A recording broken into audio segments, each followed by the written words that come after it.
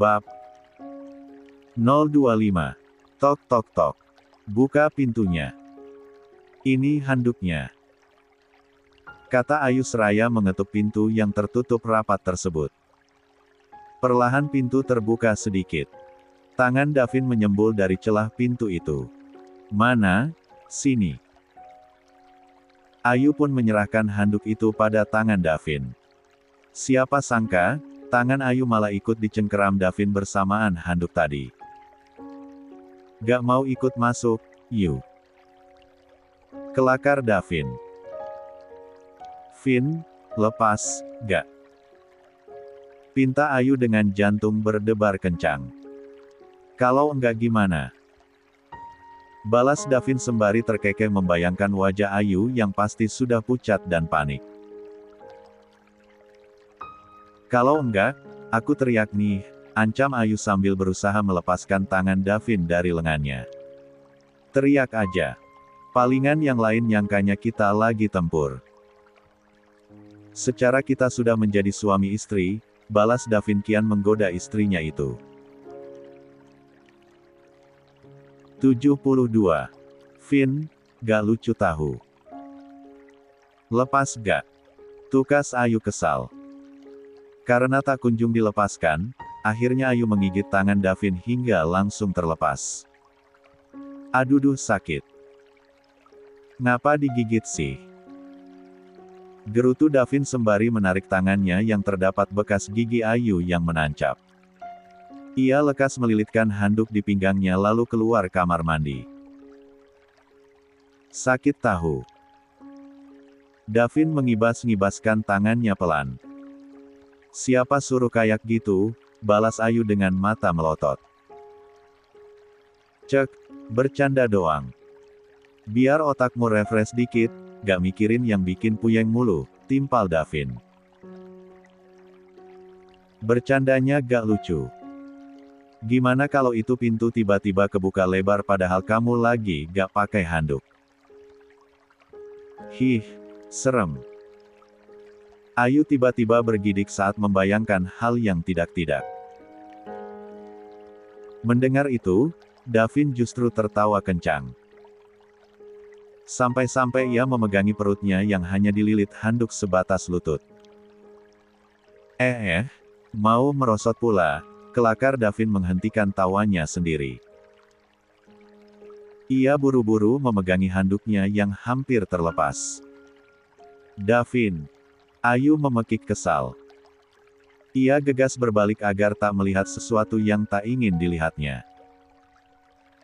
Meski ia sudah terlanjur melihat dada bidang milik Davin yang ditumbuhi bulu-bulu halus. Juga perut six-pack yang sama sekali tak ada tonjolan lemak. Seumur-umur tinggal bersama Davin, Ayu memang selalu mewanti-wanti agar Davin membawa baju ganti setiap ke kamar mandi. Hingga ia tak pernah sekalipun melihat badan laki-laki itu terkecuali yang biasa nampak. Yaitu kedua lengannya yang berotot dan sepasang kakinya yang sedikit berbulu. Ganti baju di kamar mandi gak? Tutur Ayu lantang dan penuh penekanan. Enggak. Aku mau ganti baju di sini saja. Toh gak ada siapa-siapa. Cuma ada istriku seorang, jawab Davin santai. Aku memang istrimu, tapi... Ayu berhenti berkata. Lagi-lagi ia merasa ragu untuk mengatakan jika dirinya hanyalah istri sementara. Entah kenapa ia tak ingin pernah membahas tentang pernikahan mendadak mereka lagi. Hati Ayu terlanjur nyaman dengan Davin. Ia terlanjur menyukai semua yang ada pada sosok Davin. Sifatnya, kesabarannya, kebaikannya, tanggung jawabnya. Semua itu membuat Ayu merasa jika Davin adalah sosok suami idaman yang diimpikannya. Hanya satu yang belum sanggup ia yakini, menyerahkan diri sepenuhnya pada suaminya itu. Kamu sudah boleh berbalik. Aku sudah selesai, kata Davin. Beneran. Awas kalau bohong. Timpal Ayu ragu. Cek, bener. Ngapain juga bohong. Sahut Davin meyakinkan. Dengan pelan dan ragu-ragu, Ayu membalikkan badannya. Helaan napas lega menyembur dari bibirnya saat melihat Davin sudah mengenakan kaos dan celana selutut. Kenapa sih? Takut banget. Aku suamimu loh, tanya Davin sembari menyisir rambutnya. 73. Udahlah gak usah dibahas, pinta Ayu dengan wajah bete. Hei, wajahnya jadi cemberut gitu. Ngambek iya. Davin meletakkan sisir ke tempat semula lalu mendekati Ayu yang wajahnya masih ditekuk. Davin paham, sebagai seorang wanita yang belum pernah berumah tangga, Ayu pasti risih membahas hal-hal tabu seperti itu. Namun, niat Davin memang murni hanya bercandaan. Maaf deh kalau bikin kamu ngambek. Ya. Sorry. Davin meletakkan tangannya di kedua kupingnya. Dengerin aku deh. Sumpah, aku niat bercanda doang. Aku sama sekali gak berniat melakukan hal macam-macam sama kamu. Kalau aku berniat, aku bisa melakukannya kapanpun aku mau. Bahkan setiap malam sekalipun. Toh kita tidur berdua tanpa ada siapa-siapa. Tapi, aku tidak pernah melakukannya bukan? Itu karena aku meyakini, kalau hubungan semacam itu adalah hal yang harus dilakukan dengan penuh cinta dan keikhlasan. Itulah kenapa hal itu hanya boleh dilakukan oleh sepasang suami istri yang sudah sah. Karena itu bukan sebatas pelampiasan nafsu semata. Banyak hal besar yang terkandung dalam setiap prosesnya.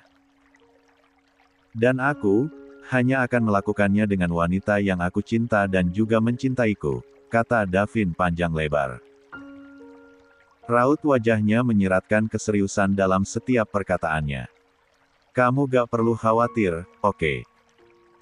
Aku janji gak akan macam-macam. Sampai kita sama-sama yakin untuk melanjutkan pernikahan ini dengan serius. Bukan atas keterpaksaan karena keadaan yang mendesak. Tapi kalau ternyata kedepannya kamu tetap mengakhirinya, aku gak akan keberatan. Karena aku gak ingin memaksakan sebuah hubungan tanpa ikatan hati yang kuat. Bagiku, pernikahan itu sakral dan suci. Cukup sekali dengan orang yang tepat. Orang yang tepat yang aku maksud bukanlah orang yang harus sempurna dalam segala hal. Karena gak ada satupun orang yang sempurna tanpa kekurangan di dunia ini. Hanya saja, jika orang itu orang yang tepat, dia akan menerima setiap kekurangan dan kelebihan kita. Bukan menuntutnya untuk jadi sempurna, lanjut Davin begitu bijak. Ayu yang dari tadi wajahnya ditekuk, perlahan mengendur dan merasa terpana dengan semua kata-kata Davin yang begitu dewasa dan bijaksana. Ia juga membenarkan apa yang dikatakan suaminya itu. Jika Davin bukan laki-laki baik, sudah barang tentu Ayu tak akan dianggurkan setelah cukup lama tinggal dalam satu atap. Aku salat duluan. Azan maghrib sudah lewat tuh, tukas Davin. Ia menyambar sarung dan baju koko lalu mengenakannya. Menggelar sajadah lalu berdiri dengan khusyuk di atasnya. Sementara Ayu melangkah lesu ke kamar mandi. Setiap kata-kata yang diucapkan Davin tadi terus terngiang dalam telinganya. Rasa kagumnya pada laki-laki itu kian meningkat dahsyat dan sudah barang tentu rasa cintanya pun kian terpupuk subur. Ya Allah, salahkah hamba jika mulai menginginkan pernikahan ini menjadi pernikahan yang sakinah mawadah warohmah seperti pernikahan normal orang-orang di luar sana. Batin Ayu setelah selesai mendirikan salat 3 rakaatnya. Detik demi detik berlalu, suasana terasa canggung setelah kejadian tadi. Bahkan tak banyak perbincangan yang dilakukan Ayu dan Davin. Ayu sendiri pura-pura menyibukkan diri dengan membaca buku novel miliknya. Sementara Davin sedang anteng dengan ponselnya. Matanya begitu awas melihat layar kecil di genggaman tangannya. Sesekali ia memperbesar gambar yang di layar ponsel tersebut dengan mata memicing. Segeralah sadar, Kek. Davin tak ingin membiarkan kesewenang-wenangan ini berlanjut lebih lama lagi. Tapi Davin pun tak memiliki kekuatan untuk menghentikannya sendirian. Apalagi tak ada satupun yang tahu di mana surat wasiat kakek disimpan. Hingga papa bisa dengan mudah mengklaim jika perusahaan itu adalah miliknya. 74. Karena kakek sudah menyerahkannya pada papa sejak papa jadi menantu kakek. Davin tak punya kuasa, Kek, gumam Davin membatin. Wajah Davin nampak murung dan berubah diam. Bahkan tak lama setelah mendirikan salat Isya, dia langsung merebahkan badannya di atas kasur lantai. Mencoba memejamkan matanya dan berdoa agar bisa dipertemukan dengan sang ibu meski hanya lewat mimpi. Di saat-saat sedih seperti itu, satu-satunya orang yang selalu dia rindukan memang hanya ibunya. Wanita baik hati yang penuh kasih sayang dan kesabaran dalam membesarkan dirinya. Menyadari Davin mendadak pendiam, tiba-tiba hati Ayu merasa bersalah.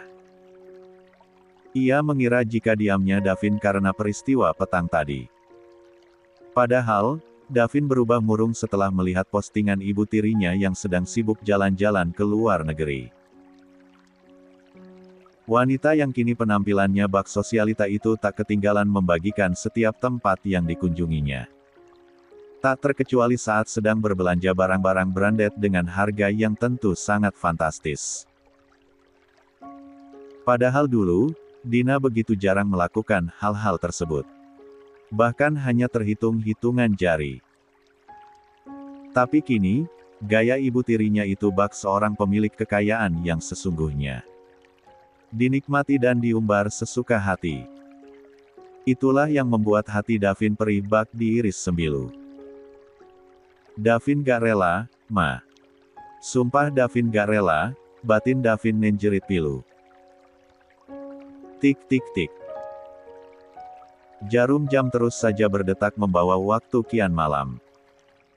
Namun, Ayu belum mampu untuk memejamkan matanya. Rasa bersalah masih terus mengganggu hati dan pikirannya. Di atas tempat tidur, Ayu tidur menyamping.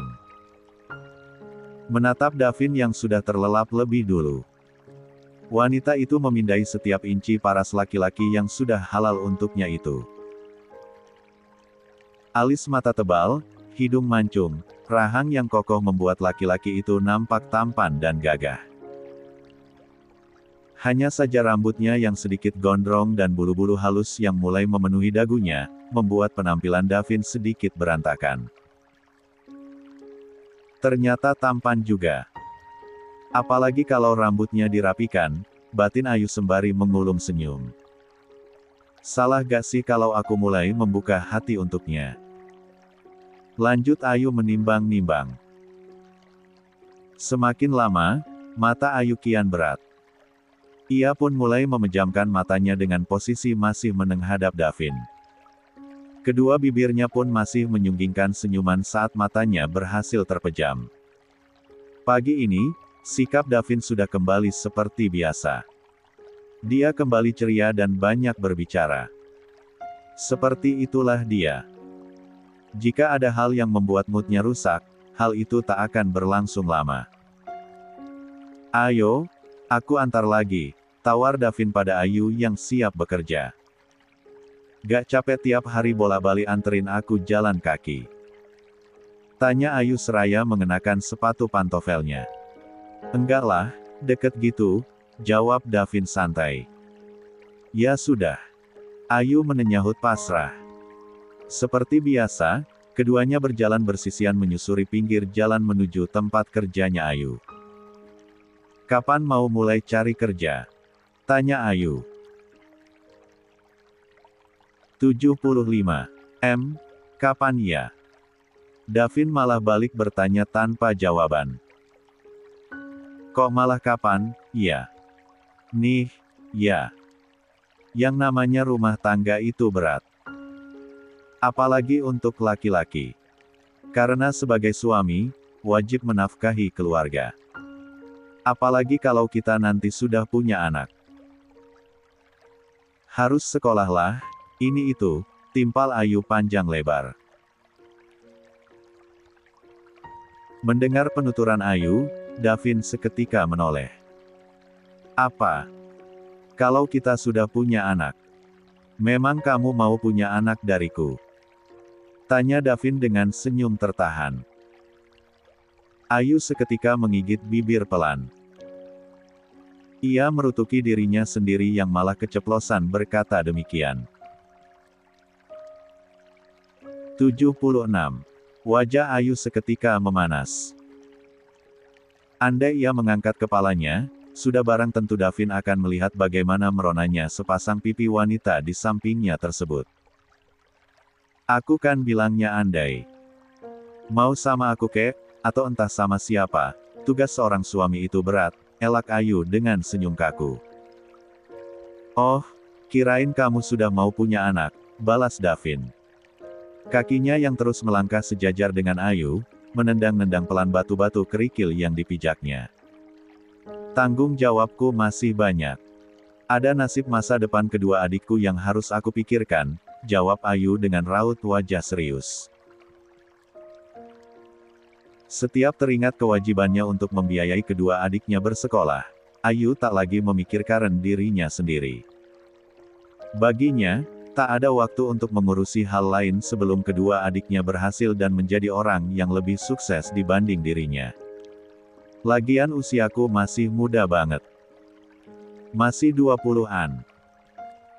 Masih banyak waktu untuk mikirin kehidupan pribadiku ke depannya, lanjut Ayu menghibur dirinya sendiri. Padahal itu tanggung jawab bapakmu kan? Kecuali beliau, maaf, sudah gak ada, balas Davin. Harusnya iya. Tapi ya, begitulah kenyataannya. Mungkin ini takdirku untuk jadi sandwich generation, timpal Ayu dengan seulas senyum tipis. Tapi aku bangga kok. Aku ilhas. Mungkin saja rezeki yang aku dapat ini memang rezeki kedua adikku yang dititipkan lewat tanganku. Soalnya di luar sana banyak sekali pengangguran dengan titel tinggi. Aku bersyukur masih diberi jalan untuk mencari nafkah, tutur Ayu penuh ketulusan. Keren. Wanita langka di zaman sekarang ini. Davin mengangkat kedua jempol tangannya sebagai bentuk apresiasi pada Ayu yang begitu hebat di matanya. Cek, kamu berlebihan. Aku gak sebaik itu, sangkal Ayu merendah. Baik tahu, timpal Davin cepat. Amin. Semoga beneran baik, ya. Jadi doa, balas Ayu lagi. Gak kerasa udah mau sampai aja, lanjut Ayu saat beberapa langkah lagi di depannya sudah tiba di perkirakan apotek. Aku sampai sini aja kalau gitu. Kamu hati-hati kerjanya. Yang fokus. Jangan malah mikirin aku. Entar senyum-senyum sendiri malah disangka stres sama orang-orang, kelakar Davin dengan tingkat kepercayaan yang begitu tinggi. Ya ampun, pede banget sih. Ayu pura-pura mendelik, padahal diam-diam mengulum senyum. Beneran mau sampai sini? Gak nganterin aku sampai tempat kerja? Lanjut Ayu tak biasa. Padahal ia yang selalu melarang sebelumnya. Emang boleh? Tanya Davin seolah tak percaya. 77. Boleh-boleh saja, balas Ayu nampak tak keberatan sama sekali. Davin mengangguk penuh senyuman.